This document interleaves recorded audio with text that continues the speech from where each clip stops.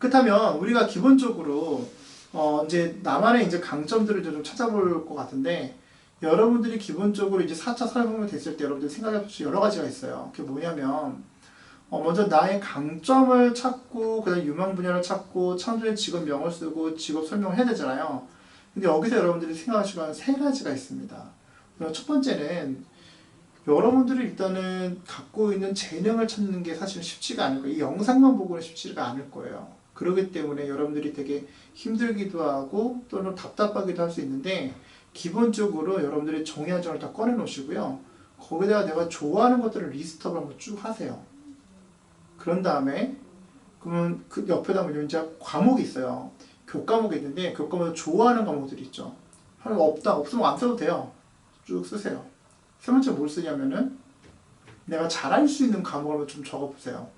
그 예체능에 이렇게 한정될 수도 상관없습니다. 일단 쓰십시오.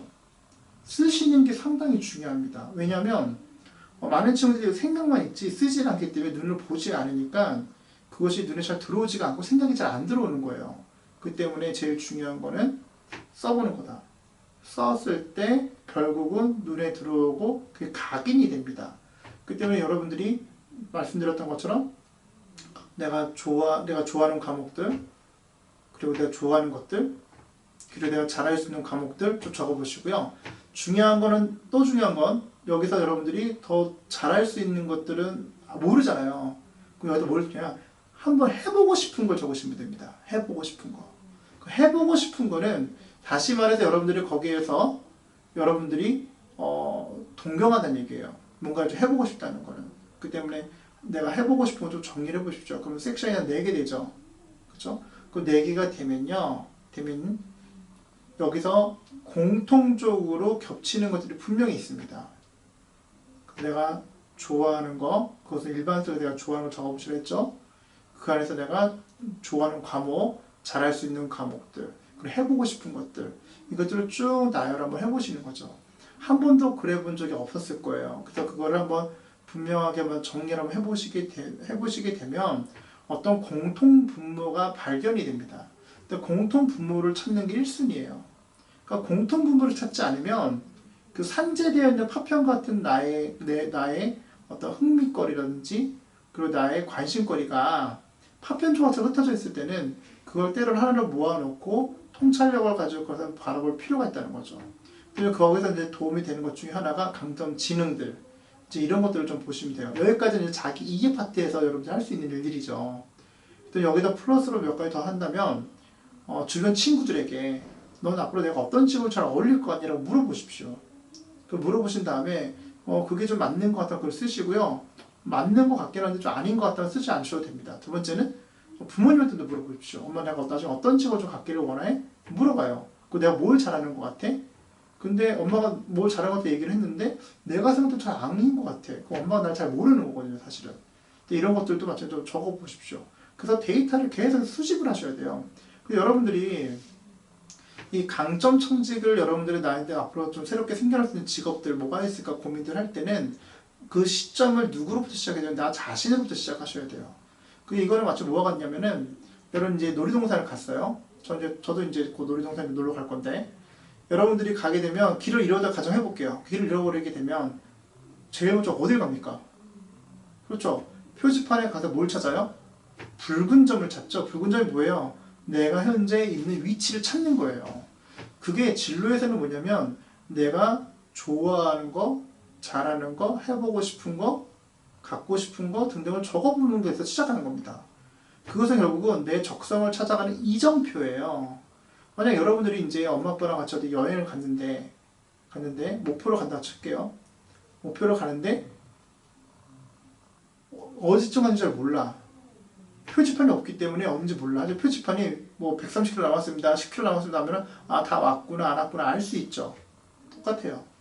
내 이정표를 여러분들이 보셔야지만 내가 다다랐는지 다다르지 않았는지를 확인할 수 있고 그로 인해서 나를 좀 더 이해할 수 있습니다. 두 번째 뭐냐면 유망 분야를 한번 좀 찾아보는 거죠. 그래서 유망 분야는 최근에 이제 미래사회 트렌드 말씀을 드렸고 이제 4차 산업 말씀을 드렸는데 그 안에서도 바이오 산업 또 건축 등등 다양하게 있어요.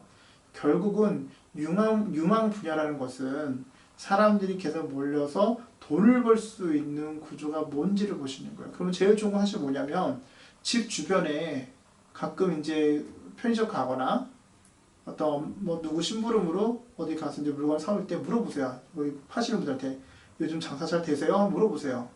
그러면 뭐 그런 걸 물어보고 그래 이런 어른은 하나도 없습니다. 얘기해줘요. 아니 웃으면서 얘기해 줄 거예요 많이. 그래서 요즘 힘드네, 어렵네, 공부 열심히 해라 뭐 이런 얘기도 많이 하세요. 이제 그러면서 이제 뭐냐면 여러분들이 현재 지금 돌아가는 경제나 이런 걸 잘 모를 수 있으니까 그것을 좀 더 물어보면서 사회를 좀 더 볼 수 있는 눈을 좀 키울 수 있습니다. 그렇기 때문에 그런 부분을 좀 보시고요. 창조된 직업에서 제일 중요한 건 거듭 말씀드렸지만 수요와 공급이 명확하게 있어야 돼요. 그것을 창조된 직업이라고 해요. 잠깐 생겼다가 사라지는 직업 말고 정말 창조된 직업이 뭐냐? 일정 기간 동안에. 그 때문에 강점 창직을 하실 때는 이 강점 지능, 유망 분야, 창조된 직업을 갖고 실제 그 직업들이 어떤 일들을 할 것 같은지 한번 좀 정리를 해보시는 겁니다. 그로 인해서 앞으로 여러분이 다가오는 2025년부터 2030년도 이제 얼마 안 남았죠 사실. 이제 기껏해야 이제 뭐 한 5년, 10년밖에 안 남았는데 그 시점 때 여러분들 뭐 하고 있을 것 같은지. 그 여러분들 이제 뭐 13, 14살, 5살, 18살 이제 요 정도 나이 때 10년 전 이제 남자친구들 같은 경우에는 이제 군대를 갔다 올 것이고 여자친구 같은 경우는 좀 빠른 친구들은 이제 취업을 하겠죠. 근데 그 시점 때 갔을 때 인구 구조의 변화도 생각을 해보시고요. 그리고 이 산업 전반으로 IT 기술이 발전한다고 하는데 어떻게 좀 발전하고 있는지. 그리고 또 마지막으로는 이렇게 했을 때 그럼 내가 정말 원하고 이 행복하게 직업을 선택할 수 있는 내 안에 지역 가치관은 무엇이 있는지 이것들을 면밀히 들여다보면서 미래를 이 진로 준비를 통해서 특히 강점 창직을 통해서 내 미래를 좀 더 효과적으로 효율적으로 준비해 보셨으면 좋겠습니다. 따라서 여러분들이 이번에 하시는 강점 창직이 여러분 삶의 꿈을 이루어 가는데 좋은 디딤돌이 되었으면 좋겠습니다. 감사합니다.